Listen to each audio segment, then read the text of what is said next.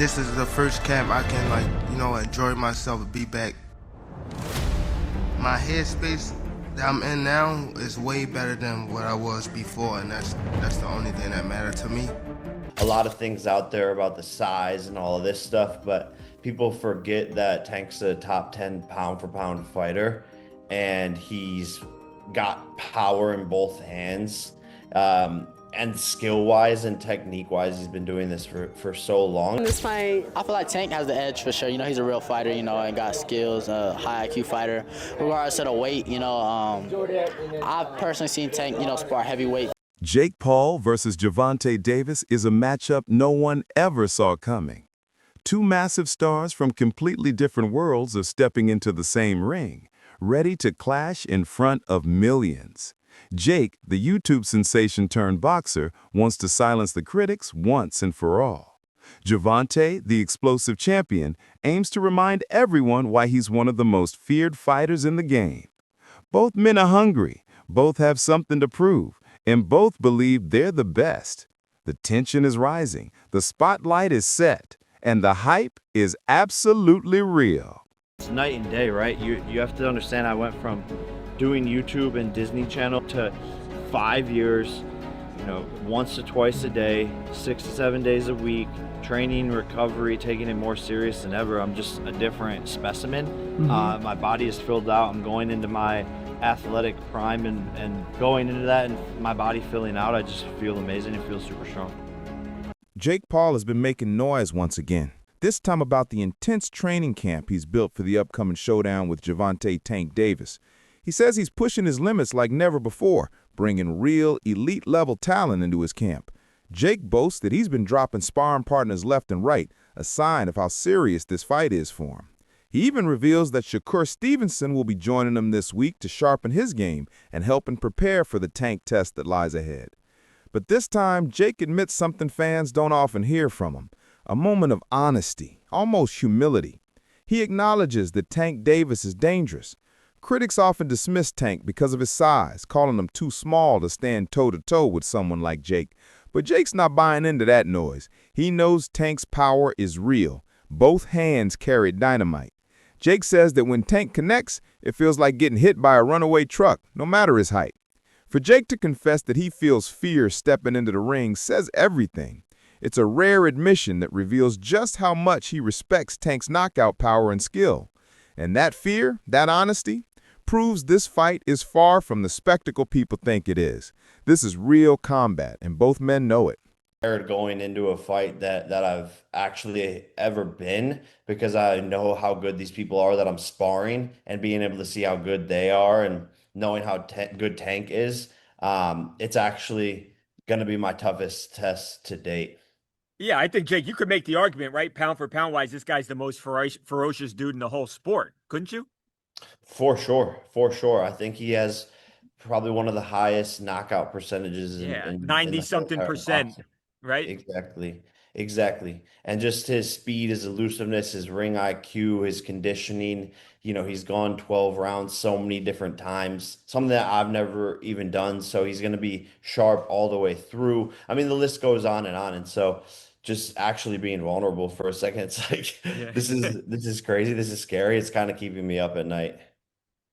Jake, how do you prepare for, like you said, a guy who is shorter than you? How do you find a sparring opponent to replicate something that obviously, there's nobody else out there that's Tank Davis? How do you prepare for a guy that's different stature-wise? Yeah, no, we have world champions. Raymond Ford in the 130-pound weight class. We got Montana Lovin. Shakur Stevenson is coming in this week. So Wow. Just sparring against guys on their level and people who have, been doing this their whole entire lives. But we're really focusing on speed, and not as much on power. I'm not doing as much like weightlifting and all of that stuff. I'm actually trying to like lose some muscle so that I have less weight and so that my punches are coming off faster. Many fans don't truly understand the journey of Gervonta "Tank" Davis. From the very beginning of his career, Tank wasn't sparring average fighters. He was stepping in with heavyweights, and not just any heavyweights, but skilled, technical ones who knew exactly how to survive and control a ring. According to Showbiz the Adult, one of the sport's sharpest analysts, Tank didn't just survive those sessions, he thrived. He punished the bigger men, breaking their rhythm, outsmarting them, and proving that power and skill don't always come with size. If Tank could handle those massive fighters in the gym, then a cruiserweight like Jake Paul won't exactly be a shock to his system. Jake may be taller and heavier, but Tank has already faced and conquered mountains far larger. Those stories from Tank's early sparring days show one thing clearly: he has never been afraid of the impossible. Every time a giant stood across from him, Tank found a way to make them fall. The analyst went on to explain that those heavyweights weren't just big, they were more technical and experienced than Jake. Jake Paul, to his credit, has come a long way. From influencer fame to stepping into the world of real boxing, his evolution has been impressive. But he's still learning, still building his fundamentals. Tank, on the other hand, has been trading punches with elite-level fighters since his teenage years, hardened, tested, and refined through experience. So if Tank has already survived and dominated men far heavier and far more skilled than Jake, then Jake's size might not be the advantage he thinks it is. As Showbiz the Adult concluded, this isn't a mismatch for Tank. If anything, it might be Jake Paul walking into the most dangerous territory of his career. Or bigger people, like from middleweight to heavyweight. And the thing is, don't be surprised, okay? This is a photo. This is a photo of one of the bigger guys that he was sparring. But in the past, you know, like maybe a few years ago, he was fighting a guy in Mayweather's camp. He was a bigger guy. I think he was like a middleweight or something like that. He was whooping his ass. One time he was like on live whooping a bigger guy's ass. I mean, he's just beating bigger guys like middleweights and stuff. He's done that in sparring forever. Remember this story? I've brought it up a million times and I've showed this clip a million times, but on Ellie Set Back. This story of this guy saying how Gervonta Tank Davis knocked out this heavyweight. Tell me the story. What happened? Tank, what's the one boy name? No, don't say a name. I don't want to embarrass anyone. Oh, no, you're right. But tell people what happened. Man, I was about to spar. Before I was about to spar Tank, he was sparring this big boy. A heavyweight. Heavyweight boy. And Tank hit that nigga. He hit him so hard that he was on the top of the rope just like this. I'm like, I thought he died. Like, I ain't gonna lie to you. I thought he died. Hey, I've seen him knock out some heavyweights. He might knock Wild ass out now. You knocked out a heavyweight? Yeah. How was that? Because I hit harder than Wilder. Now, granted, the heavyweights that Gervonta Tank Davis is whooping and sparring is not like, you know, all-time great heavyweights, all right? And it shouldn't be. But he's sparring the heavyweight, the level of heavyweight that, you know, more experienced than Jake Paul, right? But Jake Paul has beaten those heavyweights himself, all right? I'm thinking that is the caliber of heavyweight that Gervonta Tank Davis is sparring, but he's whooping their asses. And that's a good thing. Honestly, I feel with Jake Paul sparring Raymond Ford, to me, it looked like Raymond Ford got the best of him. It looked like Jake Paul was a little exhausted, and it looked like Raymond Ford wasn't. It looked like Jake Paul was a little disappointed in his performance, and Raymond Ford was trying to give him a pick-me-up. Like, you know, just kind of letting him know. No, like, you know, we do this and do that. It just looked like Raymond Ford was in a confident, secure place, more dominant place, the more alpha out the two in the ring. And that's Raymond Ford. That ain't Gervonta Davis. You know, I love Raymond Ford. I have him on my fighters list. But still, I don't think anyone thinks he's as skillful or as powerful as Gervonta Tank Davis. Tank has decided on his future. He is not returning to 135 pounds. Too many cuts, too much drain. He wants to stay fresh. He wants to stay in a division where his strength is at 100%. The move to 140 pounds shows growth in his mindset. He is preparing for bigger names and bigger challenges that includes the Jake Paul fight. Once the showdown ends, Tank plans to continue as a full super lightweight. He thinks he will deliver stronger performances there. He wants to dominate this weight class after proving himself once again on a huge stage. By staying in this weight class, Tank is giving himself a wider world of possibilities. Fans might say the new weight puts him at a disadvantage against Jake because Jake is naturally heavier. Tank sees the opposite. He thinks this is where his body is happiest. His stamina becomes better. His knockout pop becomes even more devastating. When he fought at 135 pounds, he would still deliver spectacular knockouts. Now, he wants show-stopping power.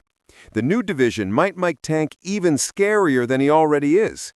Jake Paul might feel the very first example of this new and improved Tank. Or had been throwing fits a few weeks ago when Gervonta had announced that he would be fighting Jake Paul in, I believe it's coming up in just about a month, or a little bit less than a month, and that he would not be, at least immediately, he would not be rematching Lamont Roach.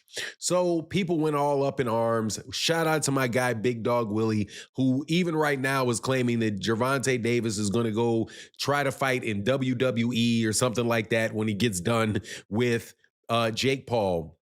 But the truth of the matter is that Gervonta Davis is coming back to boxing. He's always said that he's coming back to boxing. He said he's going to run off, get this bag real quick, and he'll be right back.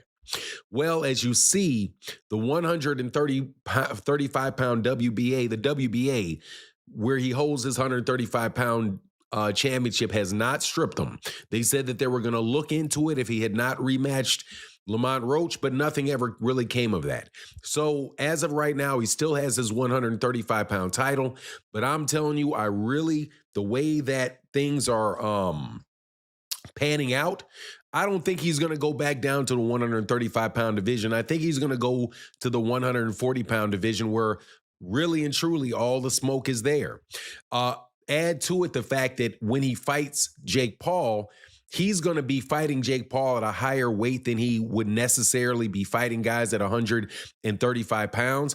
You're probably not going to see him drain down for the fight. I don't think he's going to bulk up at all. But usually when guys play with their weight and they go up and allow themselves to fight at a higher weight or fight people at a higher weight classes.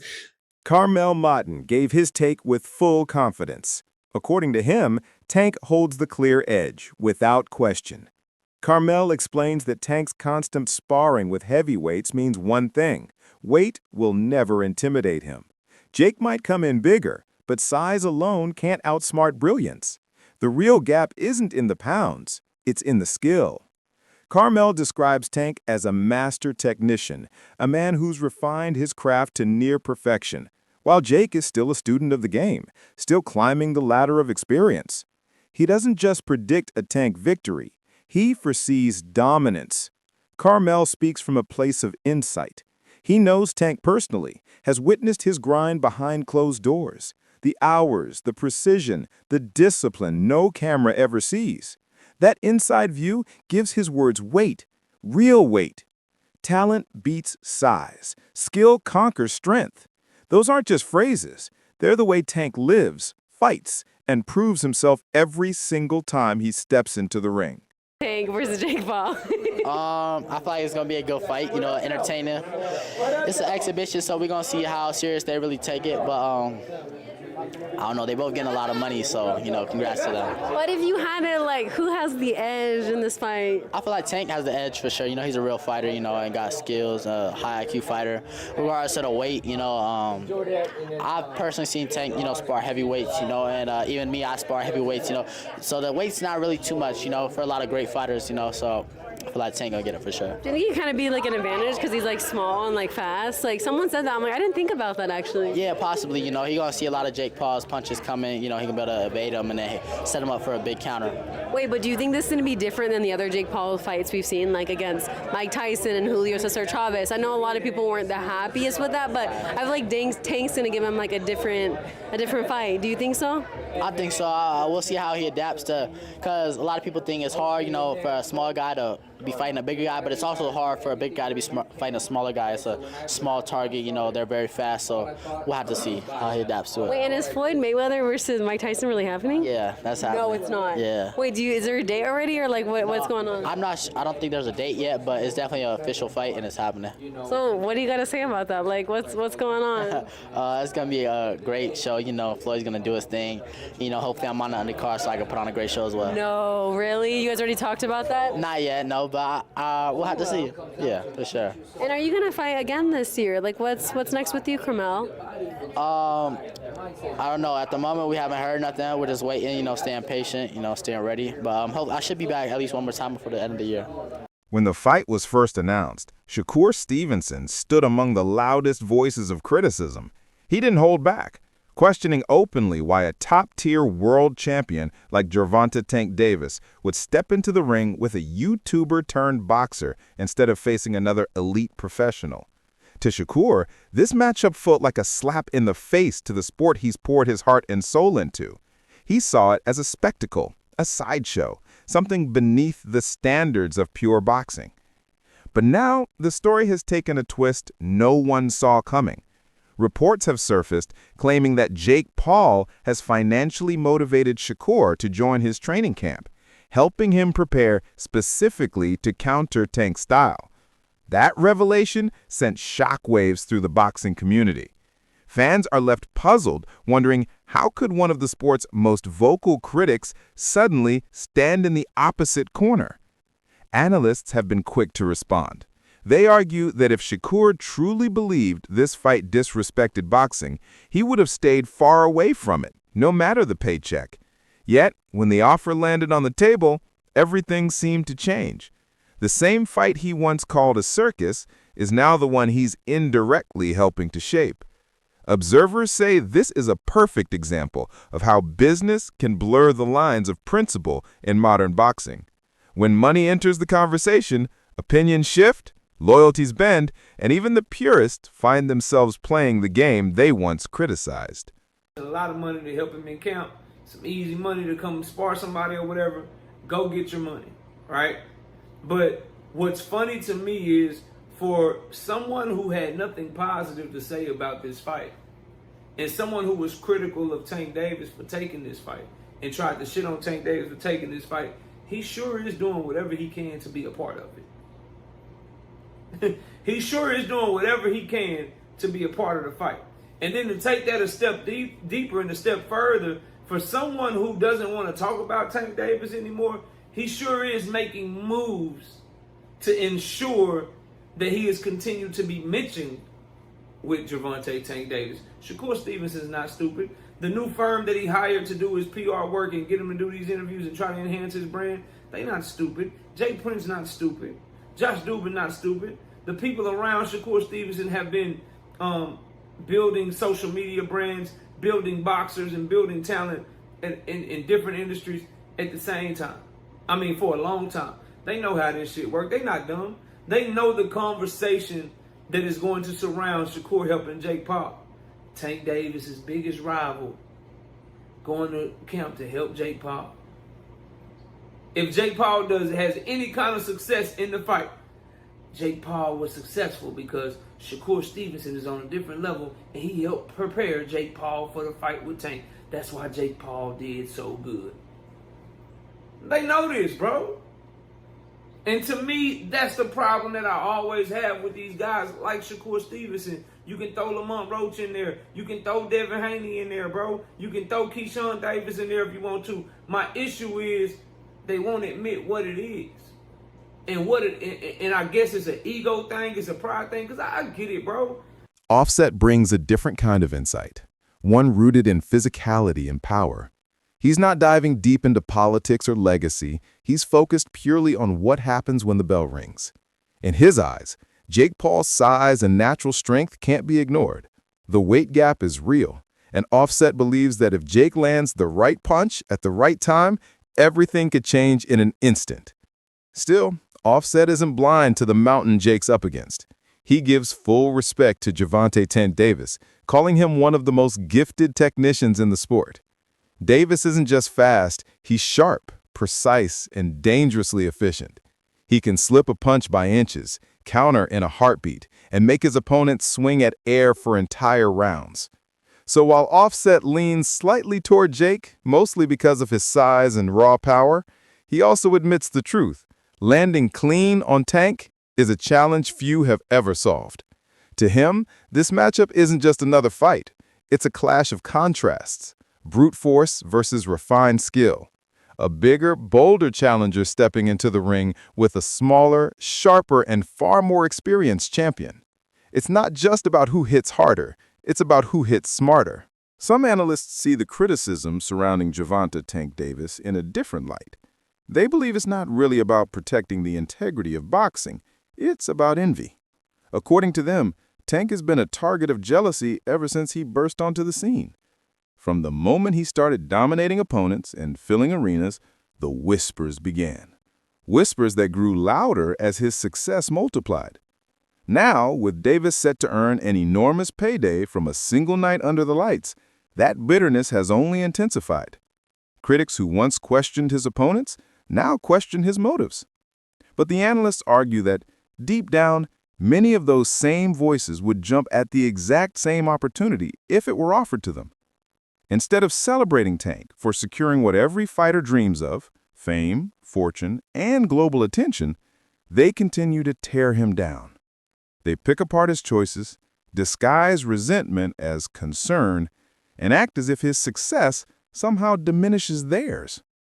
In truth, these experts say most of the negativity orbiting around Gervonta Davis doesn't come from the fans, it comes from other fighters who wish they stood where he stands now. At the heart of it all, it's not about the fight, it's about envy disguised as critique. Fire. I get the chance to pick a great business mind brain and help give him some game in the process. I'm down. Oh, we know you're down. So for one, you look like you hating on Tank, bro. Like you specifically.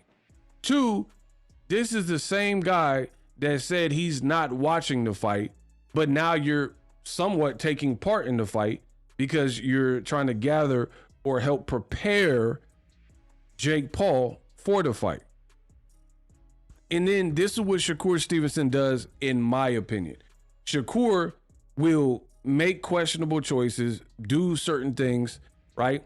And then afterwards, he'll be like, yeah, now that I got y'all attention, y'all, I got everybody mad at me. Bro, the stuff you're doing is weird. You know what I mean? And it's almost like, to me, it's almost close to like Karen behavior, in the sense that Karens, you see some of these Karens and they do all this extra stuff and then act like the victim. And I told you that's one of the main problems with Gen Z, right? Where Gen Z, they will do just weird things, make weird choices, make weird decisions, and then they'll act like, man, I'm Tupac, me against the world, everybody's against me. Everybody's not against you. You're just doing weird things. You're making weird decisions, it's weird behavior, so on and so forth. So let's ultimately recap. We got to do the Boxing Ego recap to see what's really going on here. Debate has also sparked over the rumored earnings surrounding this fight.